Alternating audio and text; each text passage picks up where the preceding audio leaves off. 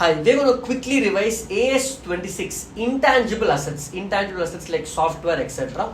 This standard basically has two parts. What is an intangible asset? How do I account for the same? Very simple. Intangible assets are identifiable non-monetary asset without physical substance. That's the keyword. Identifiable non-monetary asset without physical substance, which is either held for use in production of goods, rendering of services, or for administrative purpose, and not held for sale. Now, very simple intangible asset. Think of software in your mind. I am building a software. I don't know what will be the future outcome. Should I capitalize this or debit the expense to P&L? I am building COVID vaccine. I don't know whether the vaccine will come out well. So should I capitalize the expense or debit to P&L? Standard gives a simple answer. Money spent on intangible assets is classified into two phases: research phase and development phase. Any money spent in research phase will be debited to P&L.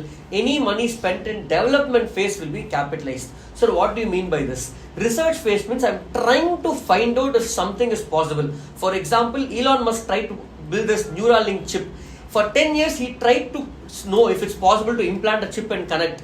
The 10 years expense is research phase debited to P&L, gaining new scientific knowledge.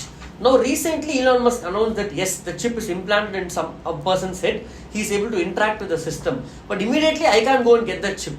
He has to develop this to make it a market-friendly product. So development phase comes when the technology is available, when there is a commercial market, when there are resources, financial resources to build this, then it becomes a development phase. I will go and capitalize this.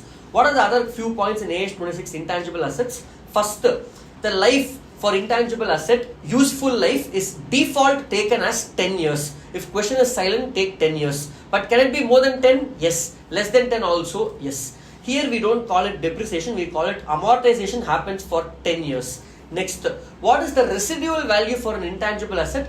The residual value is always assumed to be 0.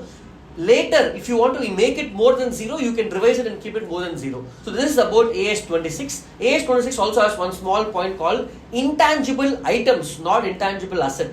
Intangible items are marketing expense, preliminary expense, and these kind of things. These should not be capitalized. You write off the whole amount to the P&L account. This is in brief capsule of AS26 intangible assets. Keep studying. You studying itself is an intangible asset. Knowledge for you is an intangible asset. Keep studying, guys. All the best.